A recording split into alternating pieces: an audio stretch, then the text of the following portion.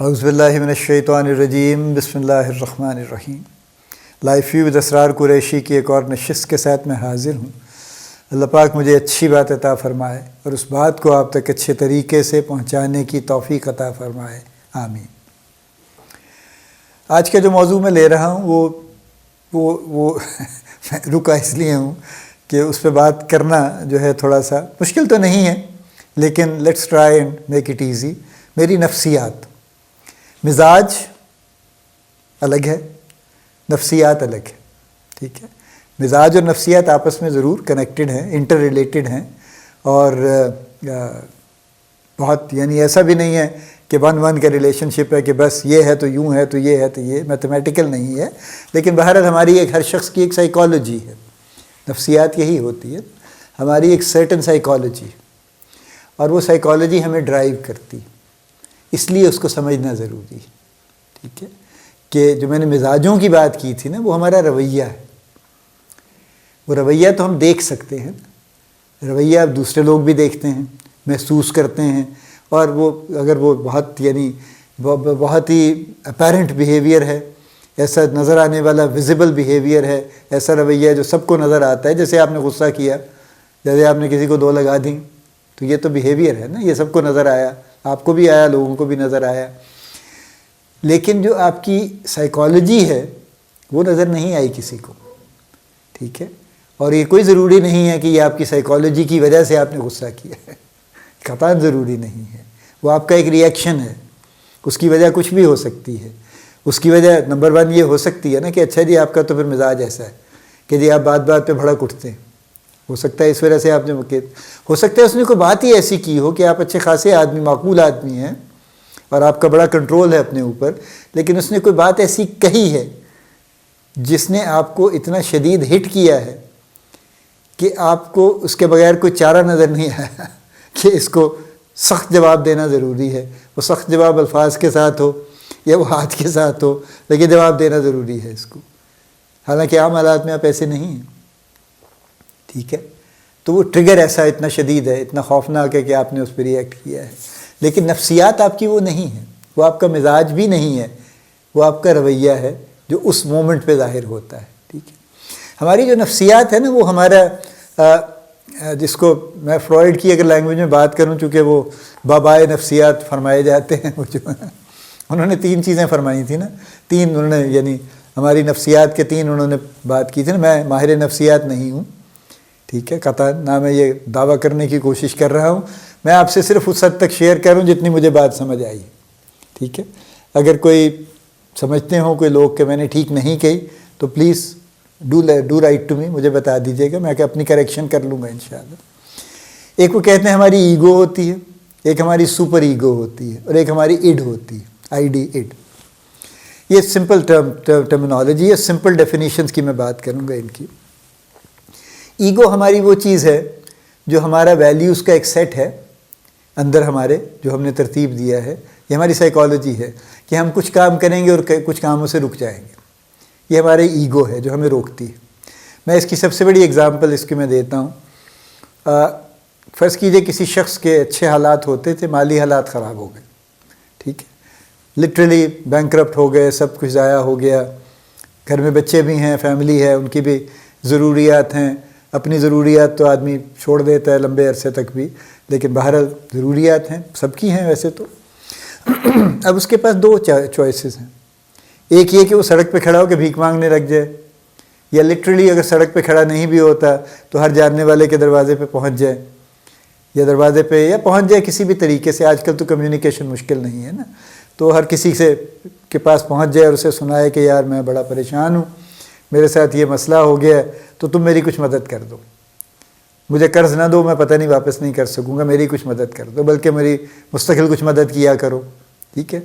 ایک یہ طریقہ کار ہے۔ ایک طریقہ کار یہ ہے کہ وہ کسی سے مدد اس طرح سے مانگنے نہیں جائے گا۔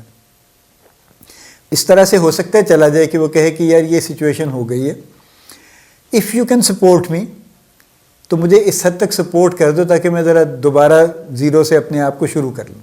میں اس وقت زیرو پہ ہوں، لیکن مجھے یقین ہے کہ میں جیسے تھوڑا سے بھی میرے پاس کچھ ریسورسز ہوں تو میں اس کو معاملے کو بڑی تیزی سے اچھا کر لوں گا انشاءاللہ، تو یہ دوسرا طریقہ ہے، ٹھیک ہے. یا وہ یہ بھی نہیں کرتے، کسی سے کچھ نہیں کہتے، اور کسی ایک نیوٹرل ذریعے سے اگر وہ کچھ بندوبست کر سکتے ہیں، جیسے کوئی بینک سے لون لے لیتے ہیں چھوٹا موٹا، یا اور اس طرح کی کوئی چیز ہے، تو وہ اس طرح کا کچھ کرنے کی کوشش کرتے ہیں.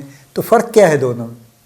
یعنی وہ شخص جس نے یوں کر کے ہاتھ پھیلا دیا، اور وہ شخص جس نے ہاتھ نہیں پھیلایا بلکہ اس نے اپنے آپ کو قائم رکھا اور اپنے آپ کو گرنے نہیں دیا. یہ ایگو ہے، یہ ہماری ایگو ہے.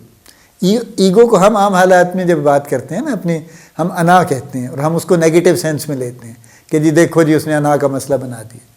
کہتے جی نہیں، یہ تو نہیں ہو سکتا، اس کی تو انا ہی بڑی ہے جی، بہت زیادہ ہے جی اس کی انا تو، ٹھیک ہے.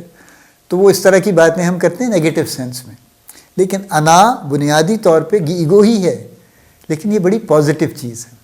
ہماری انا ہمیں روکتی ہے کہ یہ کام میرے شایان شان نہیں ہے، یہ کام مجھے زیب نہیں دیتا، یہ کام مجھے نہیں کرنا چاہیے، ٹھیک ہے، یہ کام مجھے کرنا چاہیے.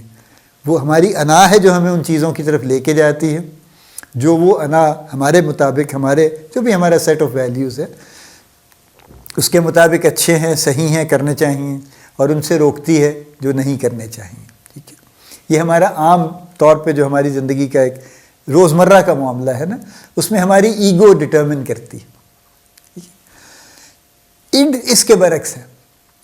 اڈ وہ ہے جو ہمیں، جس کو انسٹنکچول ڈرائیوز ایکچولی اس سے اڈ بنایا ہے انہوں نے، کہ جو ہمارا انسٹنکٹ ہے، جو ہماری جبلت ہے، حیوانی جبلت، وہ ہمیں ہر اس کام پہ اکساتی ہے جو کہ ٹھیک نہیں ہوتا، انڈلجنگ ہوتا ہے نا. وہ چاہے وہ کوئی گھی میں ترتراتا پراٹھے کیوں نہ ہو، جو ہمیں پتہ ہے کہ صحت کے لیے اچھا نہیں ہے، یا وہ بازار سے کھڑے ہو کے مچھلی کھانی ہے، ہم نے کڑھائی بنوا کے کھانی ہے، اور بس منہ میں پانی آ رہا ہے سوچ کے، اور بس ہم کھڑے اور ہم نے کھا کے رہنا ہے. ٹھیک ہے. یہ ہماری انسٹنکچول ڈرائیوز ہیں نا. اس سے آگے بھی ہیں، تعلقات ہیں، کچھ اور معاملات ہیں، کچھ بہت ناجائز معاملات ہیں. یہ سب ہماری اڈ ہم سے کرواتی ہے.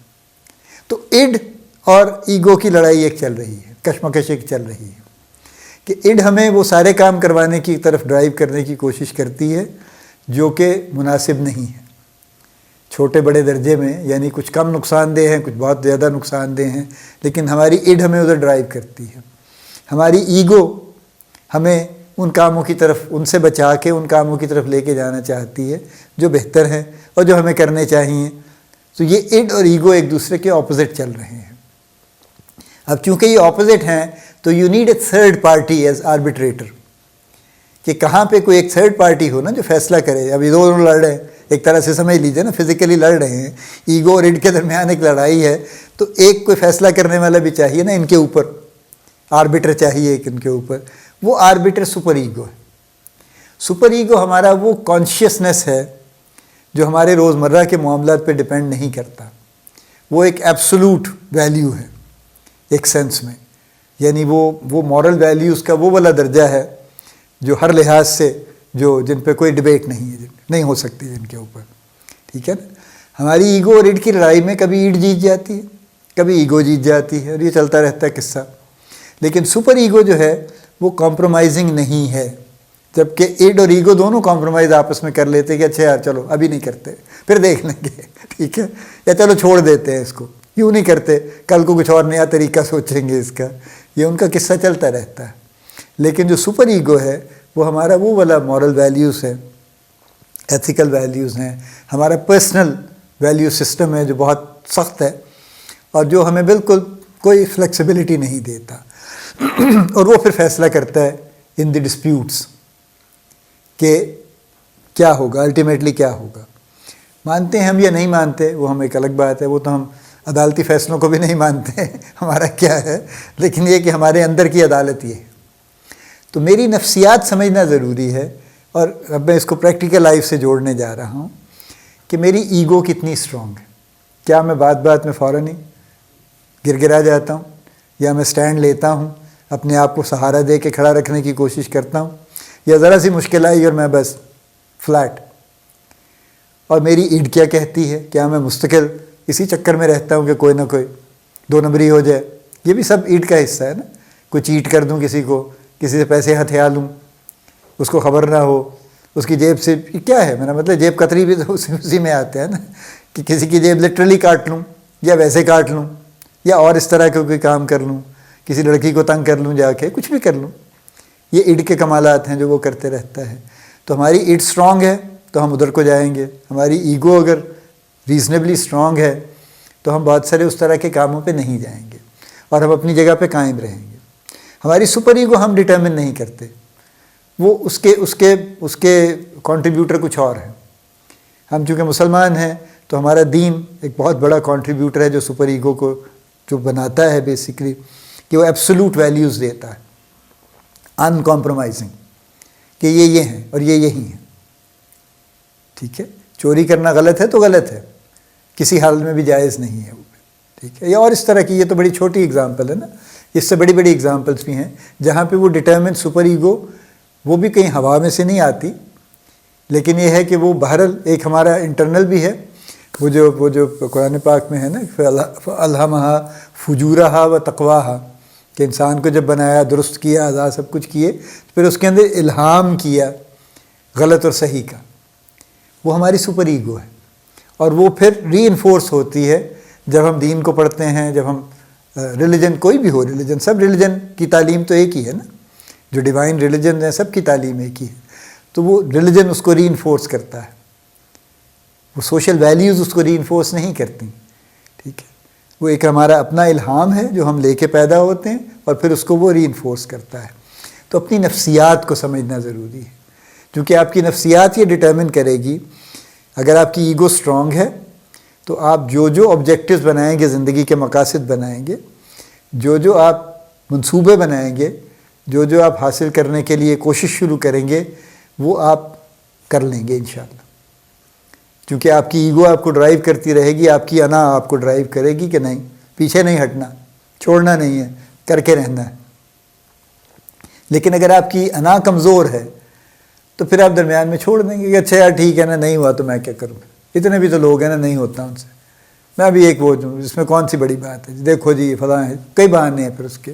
اگر آپ کی اڈ اسٹرانگ ہے تو پھر ظاہر ہے آپ بہت سارے ایسے کاموں میں الجھ جائیں گے جو انڈلجنگ ہیں، جو لذت آمیز ہیں، جو انسٹنٹ گریٹیفیکیشن دیتے ہیں، امیڈیٹ لذت دیتے ہیں. پھر آپ ان کی طرف زیادہ چلے جائیں گے. جب ان کی طرف جائیں گے تو آبویسلی آپ کے لانگ ٹرم مقاصد تو پھر بہرحال برباد ہو جائیں گے. یہ اس لیے اپنی نفسیات کو سمجھنا ضروری ہے. میں آپ کو کسی ماہر نفسیات کے پاس جانے کا بھی مشورہ نہیں دے رہا ہوں، یہ چھوٹی سی میں نے بات کی ہے مختصر سی، اور اسی کو آپ خود ہی بیٹھ کے سوچ لیجئے کہ اپنے حالات کا جائزہ لیں نا، اپنے جو بھی پچھلے کوئی سال 2 سال 5 سال کا جائزہ لیں، اپنے جو کام آپ کا جس طرح سے کرتے ہیں، تو آپ کو صاف پتہ چل جائے گا کہ آپ کی ایگو آپ کو ڈرائیو کرتی ہے زیادہ تر، یا آپ کی ایڈ آپ کو ڈرائیو کرتی ہے زیادہ تر. پھر اس میں ایڈجسٹمنٹ جب آپ کرنا چاہتے ہیں تو کر سکتے ہیں. ہماری ایگو مین میڈ ہے، ٹھیک ہے، وہ یہیں سے کریٹ ہوتی ہے، اور وہ آپ چاہیں تو اس کو اسٹرینگتھن کر سکتے ہیں. ہماری ایڈ بھی یہیں سے کریٹ ہوتی ہے بہت ساری، اور وہ جب اس طرح کے وسائل نہیں تھے تو بہت ساری چیزیں لوگ نہیں کرتے تھے.